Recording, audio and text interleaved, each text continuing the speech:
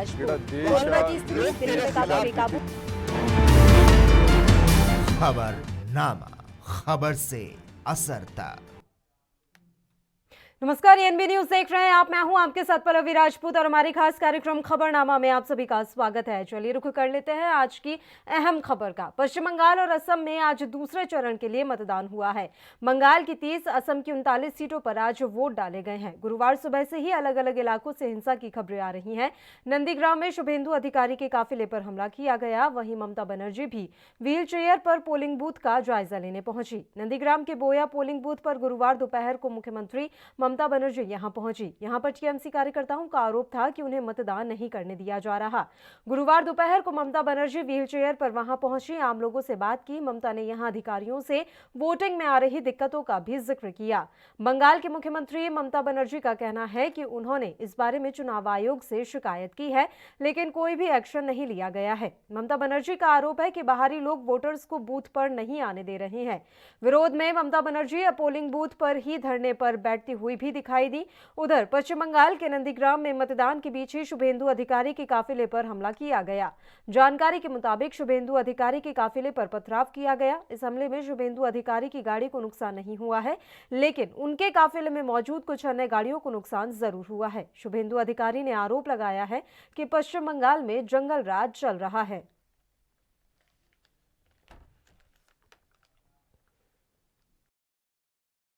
350 में 70 बूथ में टीएमसी का एजेंट नहीं है।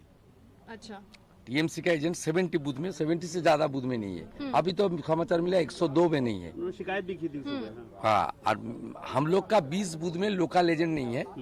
हम लोग रात 3 बजे एजेंट को घुसा दिया, दूसरा बूथ का एजेंट। इसलिए इसका जो प्लानिंग था, जो कुछ खासकर कुछ समुदाय का दबदबा है जो बूथ में, उसमें एब्सेंटी वोटर, डेथ वोटर सबको कर दे। अब तक रुका हुआ है। एक तो 226, 227 भूता मोड़, उसमें करने का कोशिश किया था, नाकाम हो गया। पुलिस ऑब्जर्वर पकड़ लिया। दूसरा राजाराम चक बूथ पर I card, fake I card बना के 3 लोग हिरासत में है। और लास्ट कोशिश कर रहा है शमशाबाद में 196, 197, वहां भी हम लोग अभी तक रोक दिया। एक खुदकुशी का मामला सामने आया है, आत्महत्या का मामला सामने आया है, खुदकुशी का भी मामला सामने आया है कि हाँ, जहाँ भी वो एक ही है, वो से एक ही मॉडल जा रहा है कि बीजेपी कार्यकर्ता ने खुदकुशी की है, लेकिन टीएमसी के लोग नहीं, वो खुदकुशी की मर्डर, होमोसाइड और suicide, it's depend on the आपका पोस्टमार्टम रिपोर्ट। अच्छा, we are not expertise, but अत्याचार तो है। आमिरुल जो पंचायत मेंबर है, टीएमसी पार्टी, टीएमसी कंपनी का, प्राइवेट कंपनी। आप क्या कह रहे हैं कि वो थ्रेटन कर रहे थे, वो थ्रेटन कर रहे थे अपने पार्टी आपकी पार्टी वाले पोलिंग का निरीक्षण करने आप घर पे आए हैं, घूम के आप अभी घर पे? अरे 70% पोल खत्म, सुबह 5 बजे से तांता। मामला ये है कि उसके अंदर प्रिजाइडिंग ऑफिसर या 3 पोलिंग ऑफिसर कोई नहीं है। लोग खाना खाने इधर आए हैं इस बिल्डिंग पे। वो बिल्डिंग खाली कूड़ा पड़ा हुआ है। 2 जवान है उसमें सीआरपीएफ के, जो एकदम ही भरोसे लायक नहीं है। एक आदमी हाफ रहा है, मुझे बोला कि नहीं अंदर जाने नहीं देंगे। हम कहे क्यों? बोले कोई नहीं है अंदर। हम कहे प्रिजाइडिंग ऑफिसर होगा, पोलिंग ऑफिसर, बोले नहीं कोई नहीं, खाना खाने गए हैं। तो ये तो मैंने अजीब है गरीब भाई, तो हम कभी देखा नहीं। कहीं आपको डाउट क्रिएट हो रहा है, कुछ गलत? हाँ, तो डाउट क्रिएट हो रहा है। वोटर रहे या ना रहे, वोटर तो है। वोटर तो देखिए वहाँ बैठा हुआ है, खा सकते हैं हम, ह्यूमन नहीं है, लेकिन बारी बारी में खाना चाहिए ना। 2 आदमी खा के आया, फिर 2 आदमी जाते हैं, ऐसा होता है। वोट थोड़ी बंद रहता है और पूरा सेंटर छोड़ के उसको चले गए वहाँ पर खाना खाने के लिए। पता नहीं चला क्या हो रहा है, कैसा ट्रेडिंग है इसका। और आपके ही जो अपोजिशन है वो भी घूम रहे हैं और कई जगह वो कह रहे हैं कि रक्कस हो रहा है। हमने भी देखा कहीं रोड जाम हो गया, उनका क्या? तो रोड तो खुद ब्लॉक कर रही है। जहाँ जहाँ रोड ब्लॉकेट हुआ है, हरिहरपुर और गोदा बाजार में, मैंने तो मेरे पास जो इन्फॉर्मेशन आया कि रोड ब्लॉक वो खुद ने किया है। अब वहाँ उसका वोटर नहीं है। मुझे बोला कि क्यों रोड ब्लॉक किया, बोले उसका वोटर नहीं है तो इसलिए रोड ब्लॉक कर रही है, वो डिस्ट्रप्शन कर रही है, आदमी को आने नहीं दे। रोड ब्लॉक कर रहा है कि मतलब कि वोट को प्रोसेस को स्लो करने की कोशिश कर रही है। पश्चिम बंगाल में आज जगह जगह से हिंसा की खबरें देखने को मिली हैं। लगातार आज वोटिंग के दौरान झड़प और हिंसा की खबरें सामने आती रही हैं। इस बीच अहम खबर यह है कि शुभेंदु अधिकारी के काफिले पर आज हमला किया गया और इस वजह से वहां पर सियासी बवाल भी देखने को मिला है। वहीं ममता बनर्जी ने यह आरोप लगाया है कि वोटिंग नहीं करने दी जा रही है, यानी कि टीएमसी के जो कार्यकर्ता हैं और नेता हैं उनको वोट नहीं डालने दिया जा रहा है, जिस वजह से काफी परेशानियों का सामना यहाँ पर समर्थकों को, टीएमसी के समर्थकों को करना पड़ा है। ये अहम खबर हम आप तक पहुंचा रहे हैं। नंदीग्राम में आज बवाल देखने को मिला है और आज बूथ पर ही धरने पर ममता बनर्जी बैठी हुई भी नजर आई। उनका आरोप था कि टीएमसी के कार्यकर्ताओं और समर्थकों को वोटिंग नहीं करने दी जा रही है, जिस वजह से वे नाराज होकर बूथ पर ही धरने पर बैठ गई। बीजेपी और टीएमसी ने आज जबरदस्त तरीके से एक दूसरे पर आरोप लगाए हैं।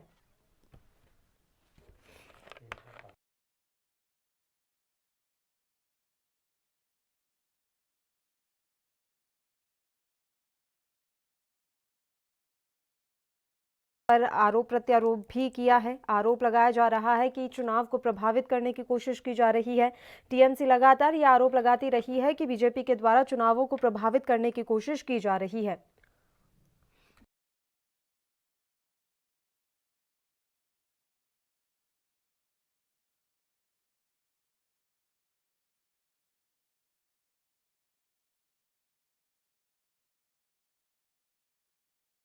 हम आप तक पहुंचा रहे हैं। खबरनामा में आज इसी बारे में बात होगी। पश्चिम बंगाल के दूसरे चरण में आज मतदान हुआ है और जगह जगह हिंसक झड़पों की खबरें भी सामने आई हैं। वहीं चुनाव आयोग ने नंदीग्राम के बोयल इलाके में हिंसा की घटना के सिलसिले में प्रशासन से गुरुवार को विस्तृत रिपोर्ट देने के लिए कहा है।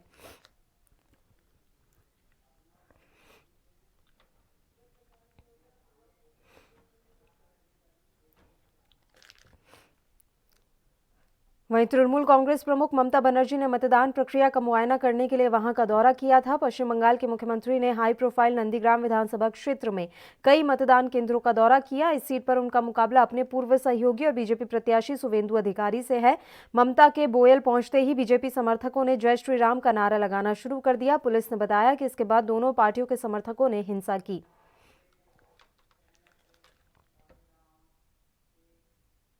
इस मसले पर चर्चा की शुरुआत करेंगे, लेकिन उससे पहले एक छोटे से ब्रेक के लिए यहां रुक रहे हैं। फौरन हाजिर होंगे।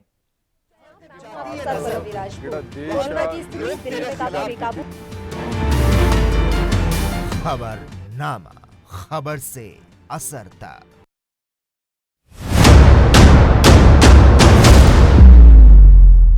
हक की बात दोपहर 12 बजे सिर्फ ANB न्यूज पर।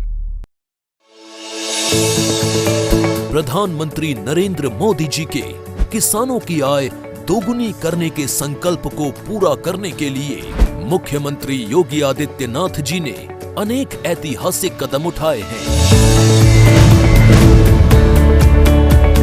जहां एक ओर किसानों से किए वादे पूरे किए, वहीं दूसरी ओर किसानों को उपज का सही मूल्य सीधे उनके बैंक खातों में जा रहा है। उत्तर प्रदेश सरकार ने इस वर्ष भी MSP पर गेहूं खरीदने की तैयारी कर ली है। गेहूं की बिक्री के लिए किसान भाई खाद्य एवं रसद विभाग के पोर्टल पर पंजीकरण करवाएं। किसानों की सुविधा के लिए टोकन की व्यवस्था की गई है।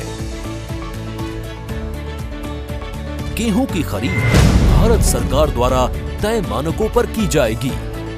सभी किसान भाइयों के लिए विशेष निर्देश है कि वे अपने गेहूं को अच्छी तरह से साफ करके लाएं। गेहूं की अच्छे से मड़ाई व उसाई कराएं व किसान पंखे से धूल मिट्टी को दूर करें। छलने की मदद से कंकड़ पत्थर अलग करके गेहूं बिक्री के लिए क्रय केंद्र पर लाएं। किसानों की खुशहाली के लिए उत्तर प्रदेश सरकार सदैव प्रयासरत है। किसानों के साथ योगी सरकार। राष्ट्र धर्म रात 8 बजे सिर्फ ANB न्यूज पर।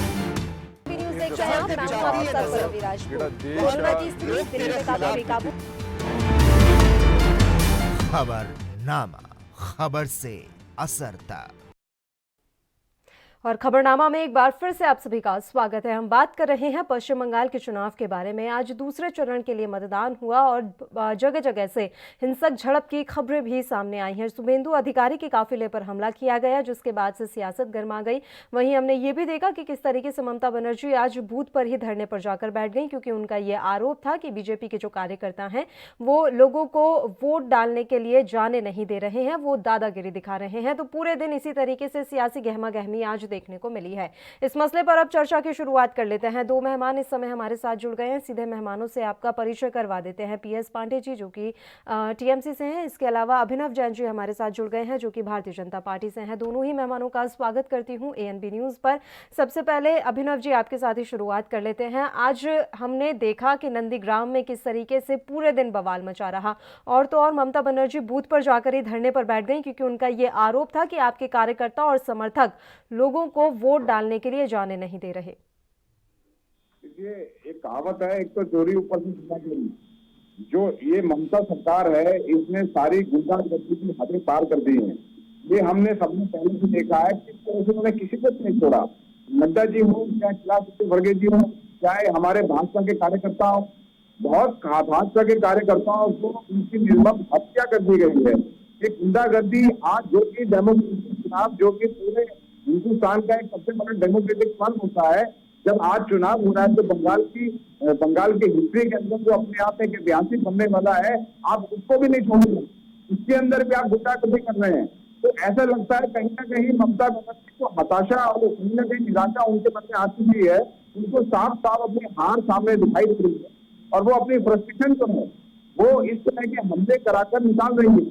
लेकिन मैं कहना चाहूंगा कि गुंडागर्दी खत्म करने के लिए भाजपा बंगाल में आई है और आपको आपकी सत्ता को उखाड़ के भेजेगी और वहां पे दोबारा से शांति की स्थापना करने के लिए भाजपा ने जो कदम उठाया है, जो अपने मन के अंदर धारणा की है, वो पूर्ण होगी। जनता का पूरा आशीर्वाद मिलेगा। पीएस पांडे जी, शुभेंदु अधिकारी के काफिले पर हमला किया गया है, टीएमसी पर आरोप लग रहे हैं और साथ ही कहा गया है कि एक विशेष समुदाय के लोगों के द्वारा यह हमला करवाया गया। देखिए, बिल्कुल सही बात है। शुभेंदु अधिकारी को लग रहा है उनको कहीं ना कहीं, लेकिन मैं ये पूछना चाहता हूँ कि क्या डेमोक्रेसी लोकतंत्र खत्म हो गया है? क्या आप इस तरह की गुंडागर्दी करके आपको है, आप बीजेपी के कार्यकर्ताओं का मनोबल तोड़ना चाहती हैं? आप इस तरह से कामयाब नहीं होंगी। जब कि ये पूरा डेमोक्रेसी के मतलब जब चल रहा है, जब वोटिंग चल रही है, तो जनता इसको तय करेगी कि कौन जीतेगा कौन हारेगा। आप ठीक है, अब एक प्रतिक्रिया पीएस पांडे जी से ले लेते हैं। अभिनव जैन जी, वैसे मेरा ये सवाल उन्हीं से था। पीएस पांडे जी, मेरी आवाज मिल रही है आपको? सर, मेरा सवाल ये था, शुभेंदु अधिकारी के काफिले पर हमला किया गया है, किसने ये हमला करवाया? वो कह रहे हैं कि एक विशेष समुदाय के द्वारा ये हमला करवाया गया और जंगल राज चल रहा है पश्चिम बंगाल में। गुड इवनिंग पल्लवी मैडम जी सर। आरोप प्रत्यारोप का दौर, आज चुनावी दिन है तो ये लोग करेंगे ही। ये तो पुराने लोग हैं, अखाड़ेबाज लोग हैं, पहले से ही करते आ रहे हैं और आज भी करेंगे।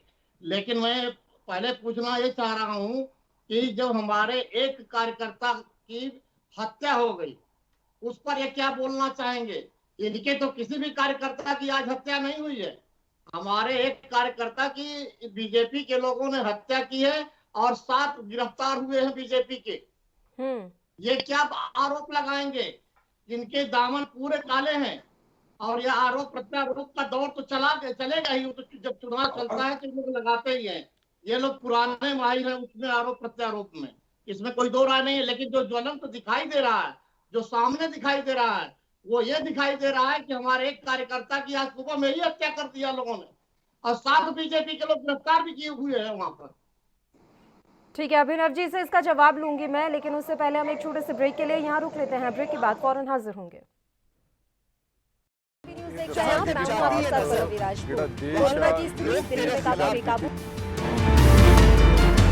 खबरनामा, खबर से असर तक।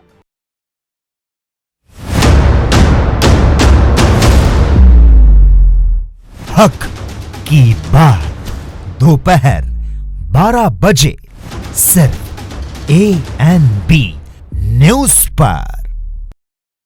क्या आप दुबले पतले कमजोर हैं? आपकी सेहत नहीं बनती, भूख कम लगती है, वजन नहीं बढ़ता, दरअसल मेन बात खाना पीना खाना नहीं है, मेन बात है खाया पिया लगना।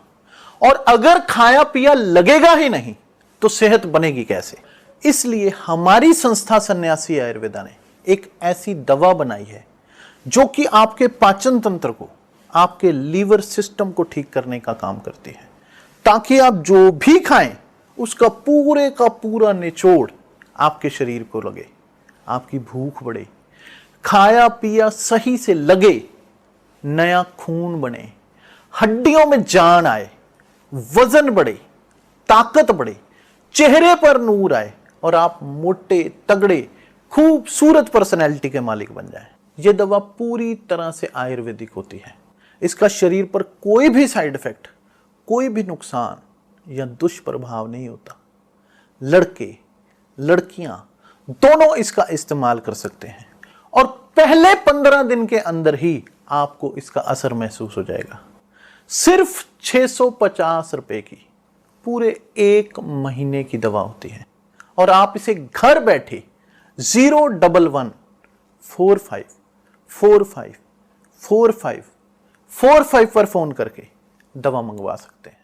गुरु नानक देव जी का 550वां प्रकाश पुरब शरदा भावना नाल मनाया। 70 ਲੱਖ ਸ਼ਰਧਾਲੂ ਪ੍ਰਕਾਸ਼ ਪੁਰਬ ਮਨਾਉਣ ਲਈ ਸੁਲਤਾਨਪੁਰ ਲੋਧੀ ਨਤਮਸਤਕ ਹੋਏ। ਕਰਤਾਰਪੁਰ ਲਾਂਘੇ ਦਾ ਉਦਘਾਟਨ ਕਰਕੇ ਸਿੱਖ ਸੰਗਤਾਂ ਨੂੰ ਸ੍ਰੀ ਦਰਬਾਰ ਸਾਹਿਬ ਕਰਤਾਰਪੁਰ ਦੇ ਖੁੱਲੇ ਦਰਸ਼ਨ ਦੀਦਾਰ ਕਰਵਾਏ। 4 ਵਰਿਆਂ ਤੋਂ ਪੰਜਾਬੀਆਂ ਦੀਆਂ ਧਾਰਮਿਕ ਭਾਵਨਾਵਾਂ ਦਾ ਖਿਆਲ ਰੱਖ ਰਹੀ ਪੰਜਾਬ ਸਰਕਾਰ। राष्ट्र धर्म रात 8 बजे सिर्फ ANB न्यूज पर।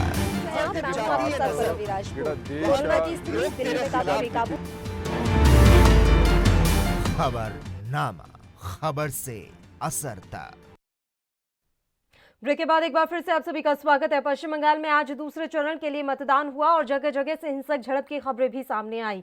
बड़ी बात यह है कि टीएमसी के कार्यकर्ता की हत्या का मामला भी सामने आया है, जिसका सीधा सीधा आरोप टीएमसी के द्वारा भारतीय जनता पार्टी पर लगाया जा रहा है, क्योंकि इस मामले में 7 से 8 लोगों की गिरफ्तारी भी हुई है। इसलिए इस मामले ने अब ज्यादा तूल पकड़ लिया है। दोनों मेहमान लगातार हमारे साथ जुड़े हुए हैं। अभिनव जैन जी, आप शायद सुन नहीं पा रहे थे PS पांडे जी की बातों को। वो ये कह रहे थे कि जंगल राज की बात कर कौन रहा है, जो खुद सबसे बड़ा जंगल राज चला रहे हैं, जो लगातार ये बात कह रहे हैं कि हम गुंडा राज खत्म करेंगे, लेकिन दूसरी तरफ हमारे कार्यकर्ता की हत्या की जा रही है और आपके कार्यकर्ता उस मसले में गिरफ्तार भी हो रहे हैं। ऐसे कैसे जंगल राज दूर करेंगे आप? देखिए, ये बात तो सारी जनता जानता है, सारा हिंदुस्तान जानता है, सारा बंगाल जानता है कि किस तरह से जो है आपने इस TNM ने, इस मायावती ये अपना ममता बनर्जी सरकार ने किस तरह से हमले किए हैं, किस तरह से हमारे शीर्ष नेता, हमारे जो है नड्डा जी से लेकर आम कार्यकर्ता तक किस तरह से उनको जो है उनके ऊपर अत्याचार किया है और कितने मर्डर जो है, कितने आपराधिक मानसिकता के लोग जो है आपने अपने यहाँ भर्ती कर और किस तरह से आपने भारतीय जनता पार्टी के कार्यकर्ताओं को दबाने की कोशिश की है, ये जग जाहिर है। और मैं कहना चाहूंगा कि लेकिन एक बात मैं आपको बताना चाहूंगा कि जब आप बारूद से खेलते हैं तो उस बारूद का कुछ अंश आपके हाथ पे भी गिरता है। इसलिए मैं आपको कहना चाहूंगा कि आप अगर कम से कम भाजपा का ध्यान न रखें तो कम से कम अपने कार्यकर्ताओं का ध्यान रखें। आप उनको इस जो है इस आंधी के अंदर, इस नफरत की आंधी में, इस जो है आतंकवाद की आंधी में, इस जुल्म की आंधी में आप उनको ना धकेलें और आप जो है एक लोकतंत्र के तहत रहते हुए आप इस चुनाव को संपन्न होने दें, क्योंकि अगर आप ऐसा नहीं करेंगे तो आपकी और सर, आज जो टीएमसी कार्यकर्ता की हत्या हुई है उसके लिए कौन जिम्मेदार है? देखिए, उसके लिए जो है TNM खुद, ममता सरकार खुद जिम्मेदार है, क्योंकि जिस तरह की गुंडागर्दी आपने फैलाई है, जिस तरह का जंगल राज, जिस तरह की मारपीट और जिस तरह की हिंसा आप लोग कर रहे हैं, उस हिंसा के अंदर मैंने कहा कि जब आप बारूद छोड़ते हैं कई बार मिस फायर भी हो जाता है, कई बार गोली आगे की जगह पीछे चली जाती है। तो इसी तरह के आपने कहीं ना कहीं आपने झूठे जो आपने इस तरह से मायाजाल रच रखा है, इसी के तहत जो है कहीं ना कहीं आपके पार्टी के कार्यकर्ताओं को भी झेलना पड़ रहा है। तो ये कहीं ना कहीं आप ही का बोया हुआ बीज है, आप ही के कर्म है, आप ही ने इस तरह के हालात पैदा किए हैं हिंसा के कि जिस हिंसा से आप खुद भी अब अछूती नहीं है। बताइए पीएस पांडे जी, वो कह रहे हैं कि ये आपका ही बोया हुआ बीज है, आपने ही इस तरीके से काम किए हैं और अब आपने जो बोया है वही आप काट रहे हैं। पल्लवी मैडम, एक तो हमारे अभिनव जैन जी की बात बहुत क्लियर नहीं हो पा रही थी, उनका ऑडियो जो है बहुत क्लियर नहीं था। लेकिन जहां तक मैं समझ पा रहा हूं कि वो सारा दोष जो है टीएमसी का देना चाह रहे थे। मैं इनसे ये पूछना चाह रहा हूं कि 10 साल तक ममता बनर्जी ने वहां पर शासन आज तक वो कर रही हैं, और क्या कारण है कि इसके बावजूद भी वहां एंटी इनकम्बेंसी ममता बनर्जी के खिलाफ नहीं है, और आसाम में इनके 5 साल के शासन के खिलाफ में एंटी इनकम्बेंसी बहुत चरम पर है। और जहां तक लॉ एंड ऑर्डर की ये बात करते हैं, डबल इंजन की सरकार वाली जो हम बात बता रहे हैं उत्तर प्रदेश की, यहाँ के लॉ एंड ऑर्डर को देख लीजिए आप, आपको समझ में आ जाएगा कि मतलब कितना सुंदर लॉ एंड ऑर्डर इनका चल रहा है। रात में दलित की बेटी जलाई जाती है। ये लोग क्या बोलेंगे? एक एक चीज की बात अगर उठाई जाए, आज चुनाव की बात हो रही थी, चुनाव में ये आरोप प्रत्यारोप का दौर जो ये लगा रहे हैं, तो पहले इनको ये देखना चाहिए कि इनिशिएशन किसकी तरफ से हो रहा है। इनिशिएशन केवल इनके तरफ से हो रहा है, और इनिशिएशन करने के बाद ये चुनौती दे रहे हैं, और जब हर पॉइंट पर शिकस्त पा रहे हैं तब ये लोग बौखला जा रहे हैं। हाल नहीं आ रही है पांडे साहब की, तो सुनाई नहीं दे रहा। बिल्कुल अभिनव जी, मैं लौट रही हूँ आपके पास, लेकिन पांडे जी एक बात बताइए कि बौखला कौन रहा है?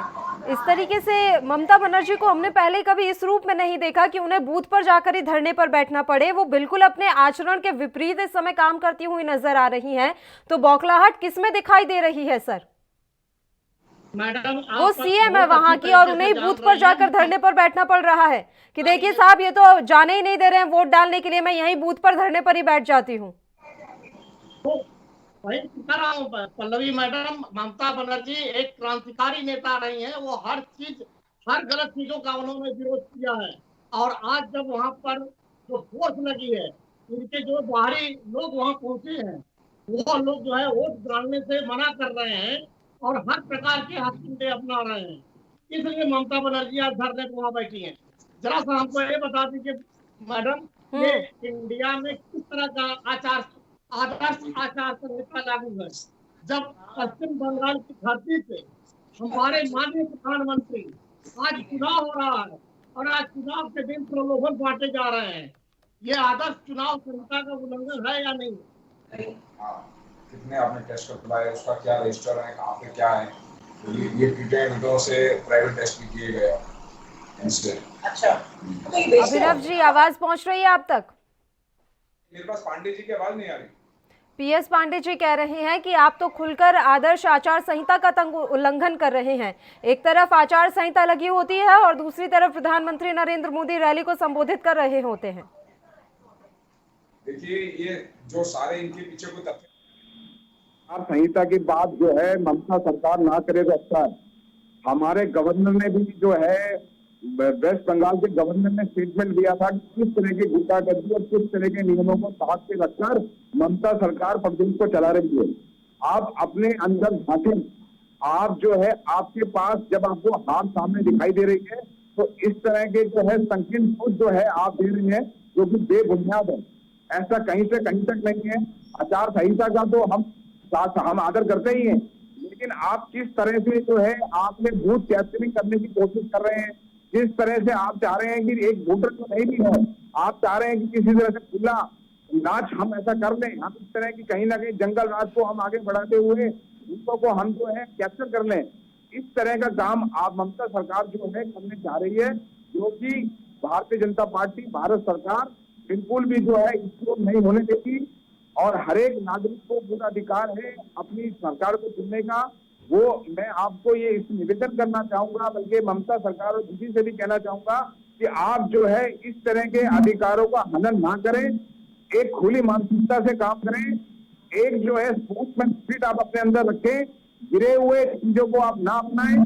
जल्दी रिजल्ट सामने आएगा, भारतीय जनता पार्टी भारी बहुमत से अपनी सरकार बनाएगी। इस बात का मुझे विश्वास है, जनता पूरा साथ देगी, सहयोग देगी, ममता सरकार को करारा जवाब देगी। बताइए पीएस पांडे जी, मैं एक बात और आपसे समझना चाहती हूँ कि इस बार पश्चिम बंगाल का पूरा चुनाव सिर्फ जंगल राज, गुंडा राज जैसे ही मुद्दों पर लड़ा जा रहा है। कानून व्यवस्था ही एक खाली मुद्दा है या फिर इसके अलावा विकास जैसे मुद्दे भी कहीं थोड़ा बहुत ही नजर आ रहे हो सर? ये सवाल मैडम क्या है कि ये स्पीकर ऑन किए हुए हैं तो इनकी बातें पूरी क्लियर नहीं हो पा रही, ज्यादा डबल मेहनत करनी पड़ जा रही है। इससे कह दीजिए थोड़ा स्पीकर जो है लो वॉल्यूम में कर दें ना। मैं आपसे ये पूछना चाह रहा हूँ कि आदर्श आचार संहिता का उल्लंघन आज हमारे माननीय प्रधानमंत्री जी कर रहे हैं कि नहीं? नंबर एक। कि आप विकास की बात कर रहे हैं, विकास से तो आप लोग कोसों दूर जा करके चुनाव को ला करके 4 पॉइंट पर केंद्रित कर दिए। धर्म और मजहब की राजनीति, जातिवाद की राजनीति, राष्ट्रवाद की राजनीति और ये जो है बंटवारे की राजनीति। आप पहले अभिनव की बात सुन लीजिए, उसके बाद बातें लीजिएगा। पहले बात सुन लीजिए। बताना चाहूंगा कि केंद्र सरकार ने किस तरह से जो है बंगाल के लिए, वेस्ट बंगाल के लिए क्या क्या किया है। मैं कुछ बात रखना चाहूंगा कि मोदी सरकार ने वहां पे पूर्वी फ्रेट कॉरिडोर का निर्माण किया है, जिसके अंदर उद्योगों को एक नई किस्म की अवसर प्राप्त होने जा रहे हैं। मोदी सरकार ने विशेष किसान रेल वहां पे चलाई है, जिससे अपने आप वहां पे डेवलपमेंट नजर आएगा। मोदी सरकार ने ठीक है अभिनव जी, पीएस पांडे जी की एक बार बात पूरी हो जाने दीजिए सर, वो कुछ कहना चाह रहे हैं। पीएस पांडे जी, मैं लौट रही हूँ तुरंत आपके पास, एक छोटे से ब्रेक के लिए यहाँ रुक रहे हैं, फौरन हाजिर होंगे।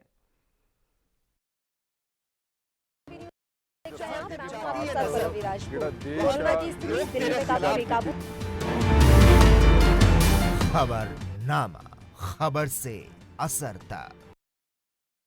क्या आप दुबले पतले कमजोर हैं? आपकी सेहत नहीं बनती, भूख कम लगती है, वजन नहीं बढ़ता। दरअसल मेन बात खाना पीना खाना नहीं है, मेन बात है खाया पिया लगना। और अगर खाया पिया लगेगा ही नहीं तो सेहत बनेगी कैसे?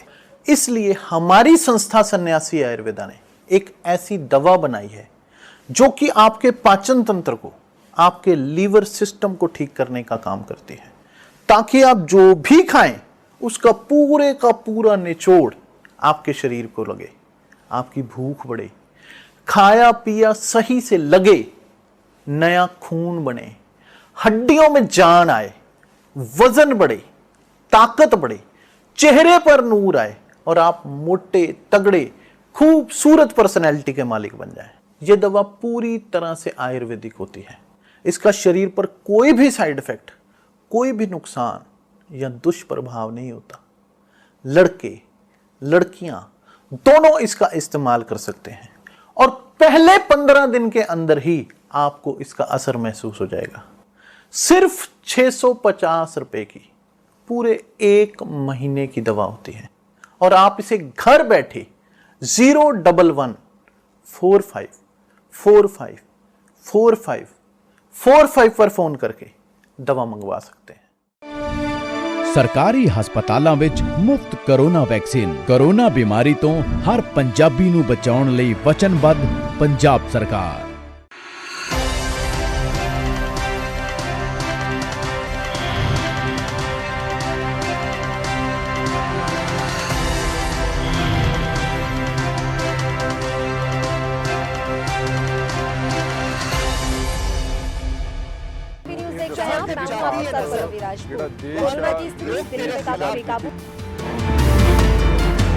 खबरनामा, खबर से असर तक। ब्रेक के बाद एक बार फिर से आप सभी का स्वागत है। पश्चिम बंगाल में सियासी गहमागहमी साफ तौर पर देखने को मिल रही है और इसी मसले पर चर्चा करने के लिए इस समय दोनों मेहमान लगातार हमारे साथ जुड़े हुए हैं। पीएस पांडे जी, आपके पास ही लौटना चाहेंगे सर, आप अपनी बात पूरी कर लीजिए, उसके बाद मैं आपका रुख करूंगी। अभिनव जैन जी, एक बार उनकी बात सुन लीजिएगा सर, उसके बाद मैं तुरंत आपके पास ही लौटूंगी। बताइए पीएस पांडे जी। ये आज दिन हमारे माननीय प्रधानमंत्री जी प्रलोभन बांट रहे हैं। प्रलोभन बांटने का उसमें एक पॉइंट उन्होंने और दिया जो कहीं उन्होंने नहीं किया। वो जा करके वहां बोले हैं कि मैं अगर आप युवाओं अगर आपको परिवर्तन आप लाओगे तो आपको नौकरियां यहाँ बहुत मिलेंगी। हम आपसे पूछना चाहते हैं, हमारे अभिनव जी बैठे हुए हैं, कि 4.5 साल बीत गए डबल इंजन की सरकार को उत्तर प्रदेश में। SSC करके आयोग बनाया गया, 24 परीक्षाएं हुई आज तक, जिसमें 24 परीक्षाओं में 23 परीक्षाएं का रिजल्ट आज तक जो है लंबित पड़ा हुआ है। केवल एक की भर्ती हुई, वो भी पिछली सरकार की पुलिस भर्ती। इसके अलावे आज तक एक भी युवाओं को रोजगार सरकारी नहीं मिला है। यहाँ पर ये लोग केवल हवाई दावे करते हैं, डबल इंजन की सरकार ला दो, डबल इंजन की सरकार ला दो। और जहाँ डबल इंजन की सरकार इनकी नहीं है, वहाँ पर केंद्र की योजनाओं से सरकार को मरहूम रखते हैं और केवल कागजी आंकड़े। मैं आपको बता दूं, 54,000 करोड़ रुपए GST का इन्होंने पश्चिम बंगाल का जो लाभांश था उसको रोक रखा है और कहते हैं कि हमारी योजनाओं को आपने लागू नहीं किया। आपसे बेहतर योजनाएं पश्चिम बंगाल में ममता बनर्जी ने अपने कार्यकाल में दिया है। चाहे वो कोई भी योजना, चाहे वो बच्चों की हो, केंद्र सरकार जो भी योजनाएं केंद्र सरकार देती है उसको ममता सरकार ने रोक दिया। उनको ममता सरकार ने वेस्ट बंगाल में लागू होने से रोक दिया। चाहे वो आयुष्मान योजना हो, चाहे वो किसान सम्मान निधि हो। अरे आपके आयुष्मान आपने भारत सरकार की दी हुई कोई भी योजना का लाभ आपने वहाँ के वासियों को नहीं होने दिया। आपने ना ही वहाँ पे आपने औद्योगिकरण को रोक दिया, आपने वहाँ पे उद्योगों का हाथ बुरा कर दिया। आप हमेशा वहाँ पे लड़ाई जैसे आपने बढ़ाए हैं और वहाँ के विकास को आपने कभी उस पर ध्यान नहीं दिया। आपने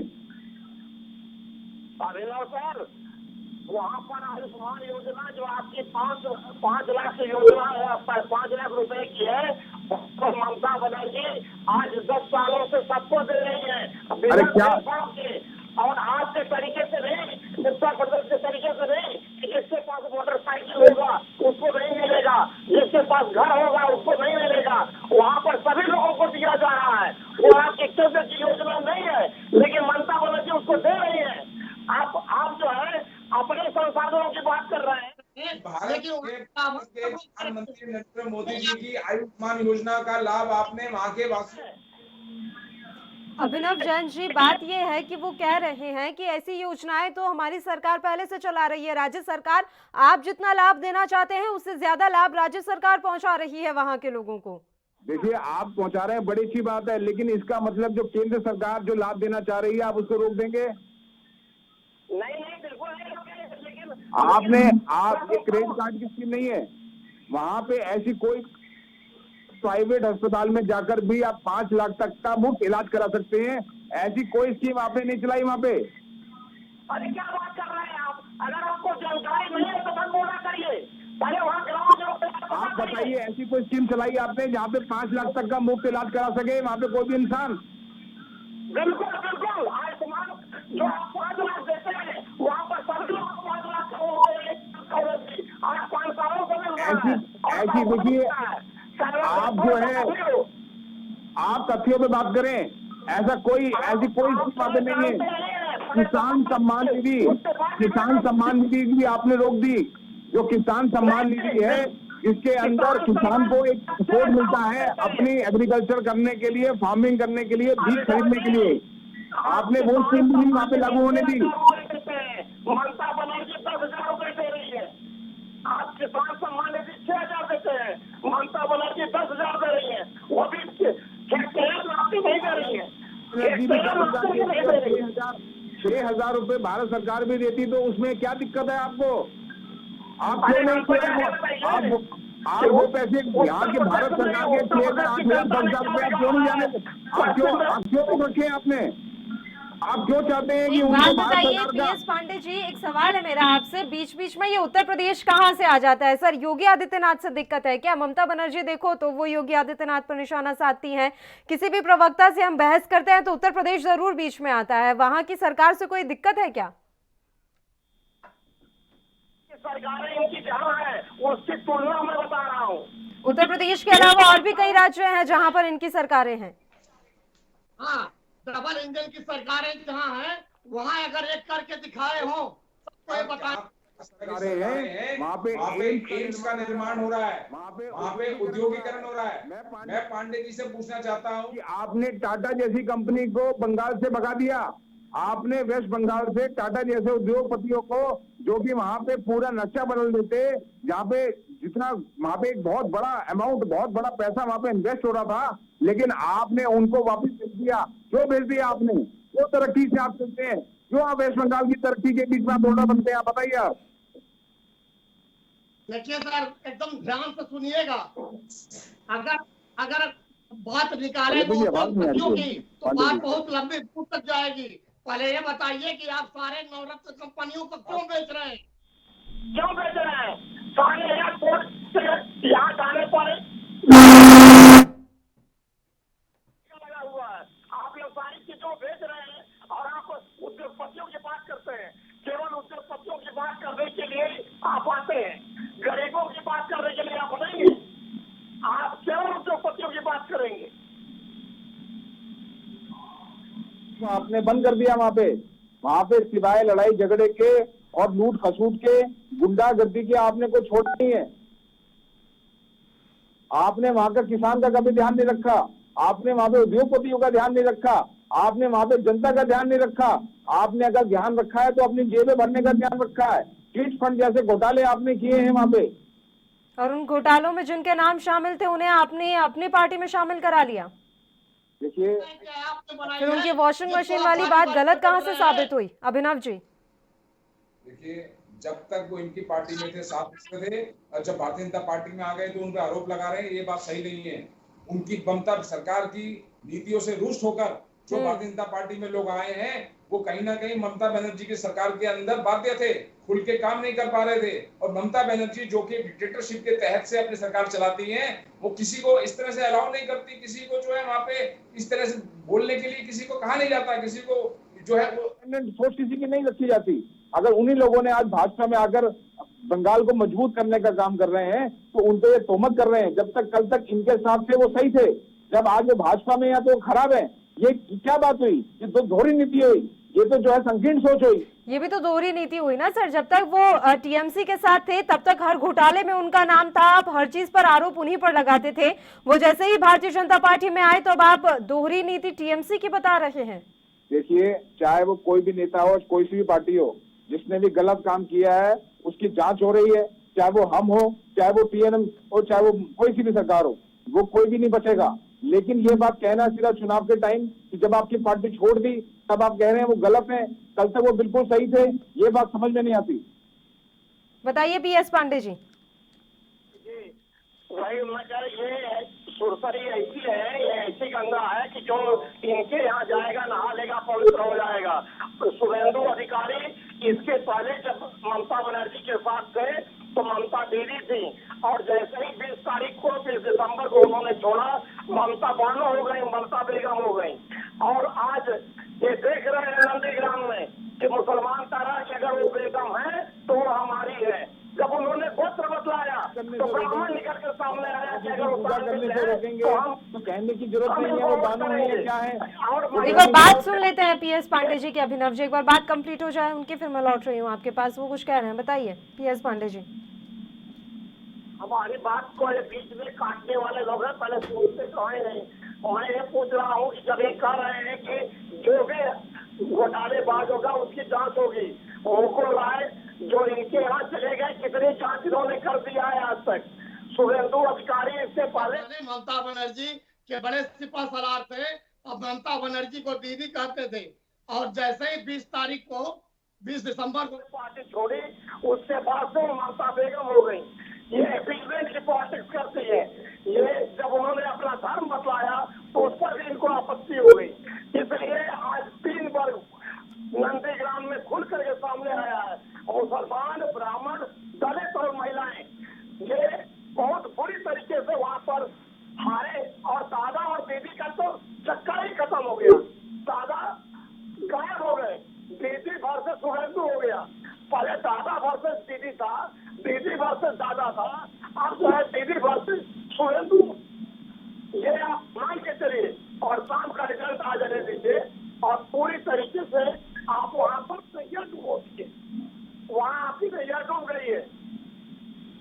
अभिनव जी, एक सीएम के सामने खड़े हैं शुभेंदु अधिकारी, आपको कहां से जीत की उम्मीद नजर आ रही है उनके लिए?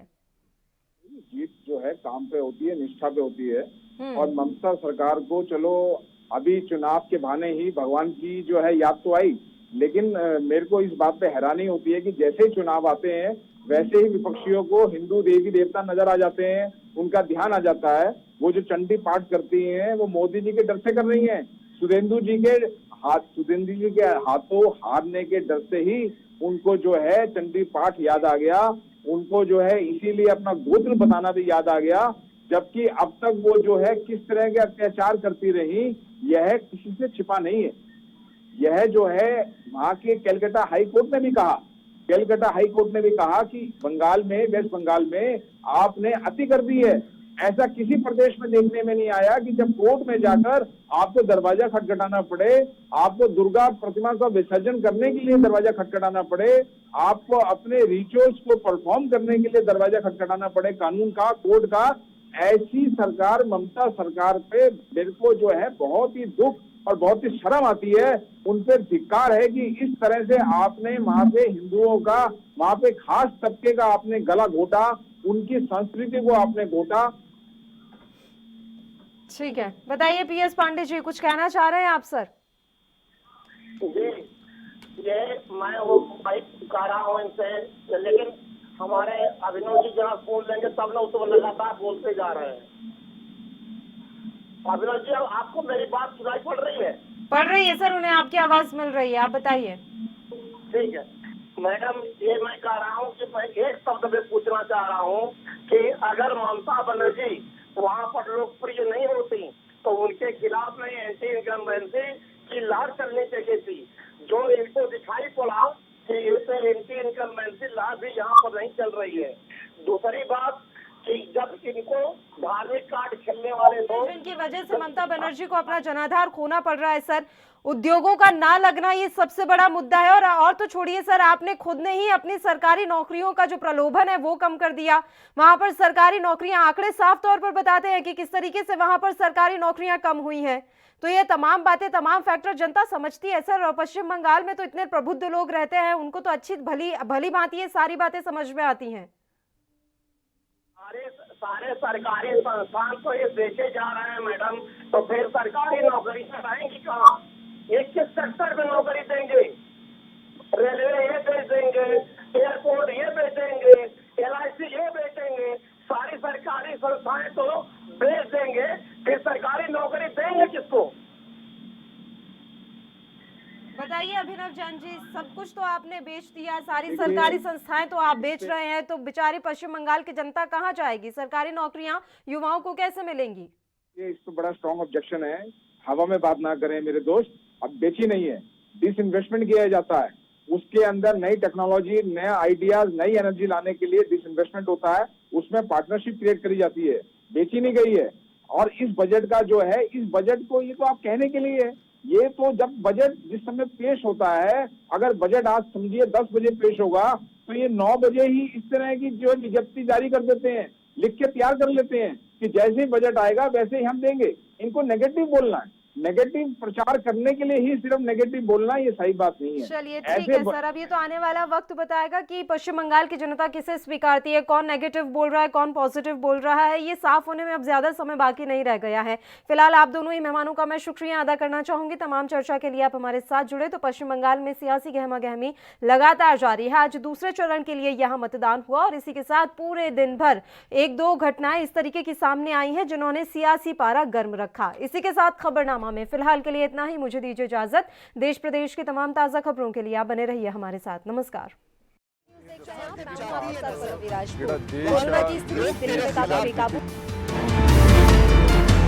खबरनामा, खबर से असर तक।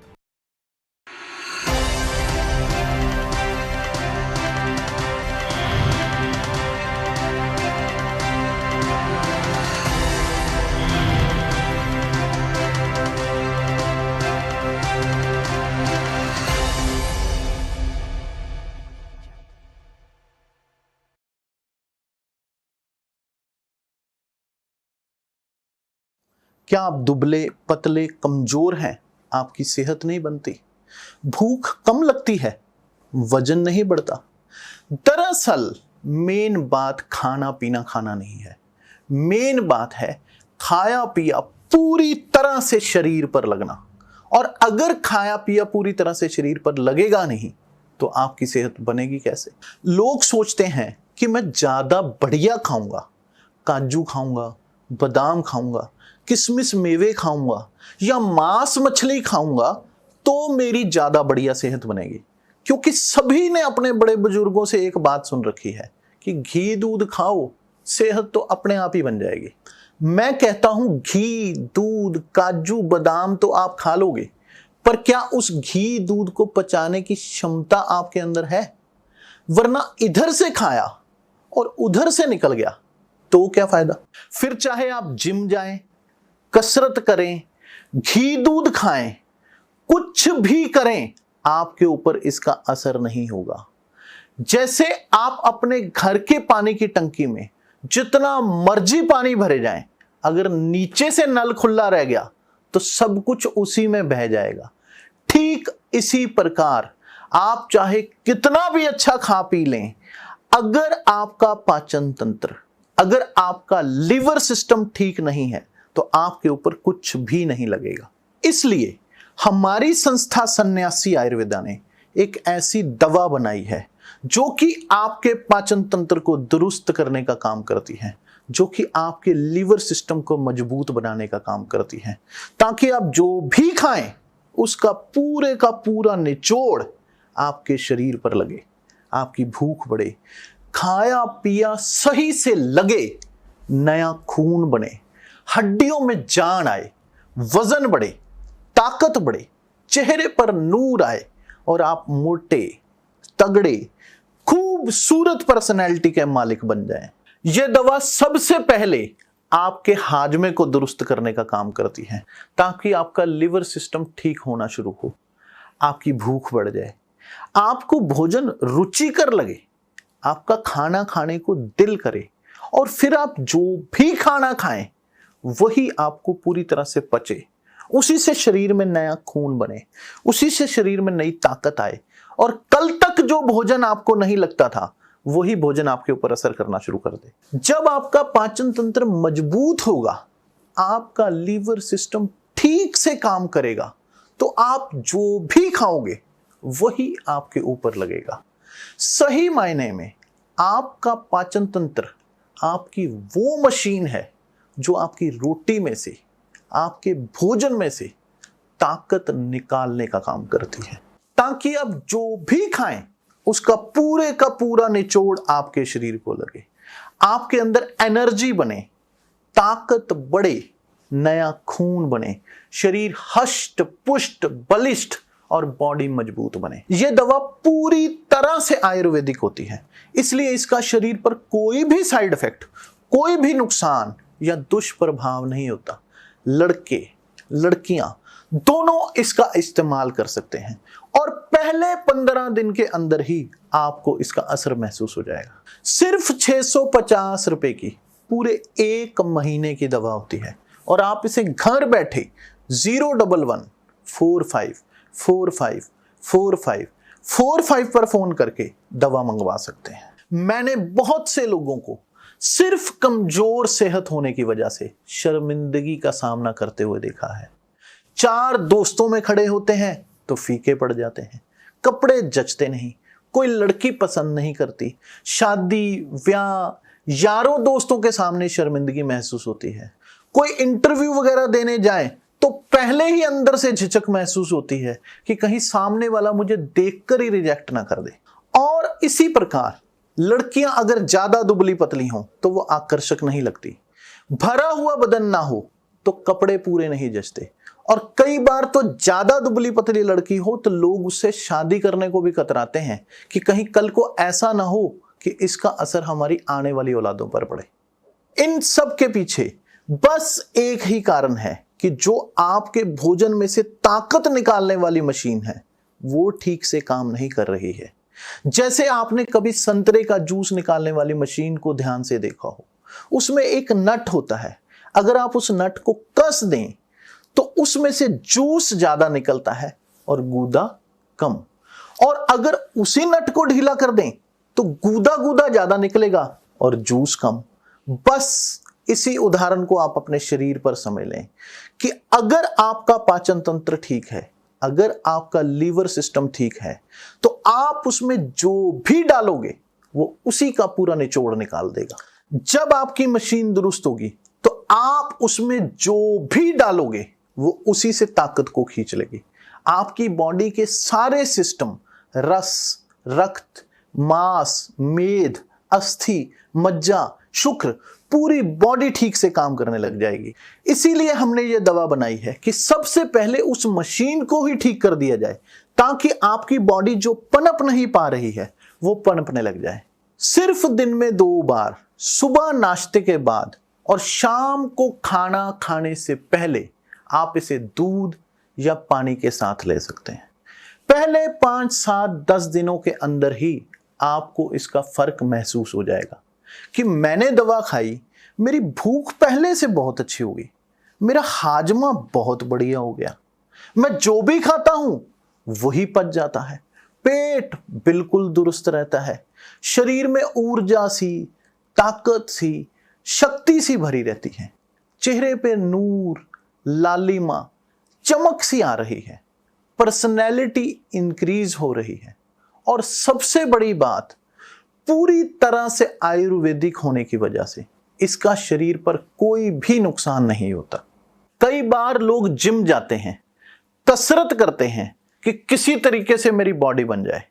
वो जिम में 1000-2000 रुपए महीने की मेंबरशिप भी ले आते हैं, फिर 2 दिन कसरत करते हैं और थक जाते हैं कि मेरी तो हड्डियां दर्द करने लगी। उनसे कसरत हो ही नहीं पाती और जिम के पैसे भी बेकार चले जाते हैं। बहुत बार मैंने देखा है कि लोग प्रोटीन के डब्बे खाते हैं या कुछ बाजारू दवाइयां खाते हैं या कैप्सूल, गोलियां, इंजेक्शन लगवाते हैं कि किसी तरह से हमारी सेहत बन जाए, पर वो ये नहीं जानते कि उनसे कुछ भी नहीं होने वाला है, क्योंकि जब तक आपके अंदर की गड़बड़ को ठीक नहीं किया जाएगा तब तक आपकी सेहत बन ही नहीं सकती। और आजकल तो बाजार में कुछ इस तरह की दवाइयां आ रही हैं जो उल्टा फायदे की जगह